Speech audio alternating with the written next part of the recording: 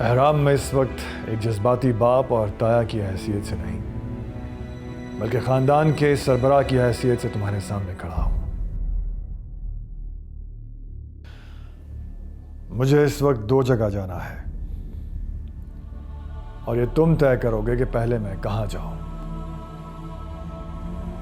पहला तो ये कि मैं तुम्हारे साथ तुम्हारे चचा के घर राबेल के लिए तुम्हारे शगन लेकर जाऊं, और दूसरा ये कि मैं यहां से सीधा अनवार अली के घर चला जाऊं नूर अफरोज की शादी की बात करने। तुम बताओ पहले कहां जाऊं? पता नहीं क्यों मुझे ऐसा लगा है कि आपने मुझसे कहा कि राम मैं तुम्हें मारना चाहता हूं। बताओ, जहर दे के मारूं या गोली से ही उड़ा दूं?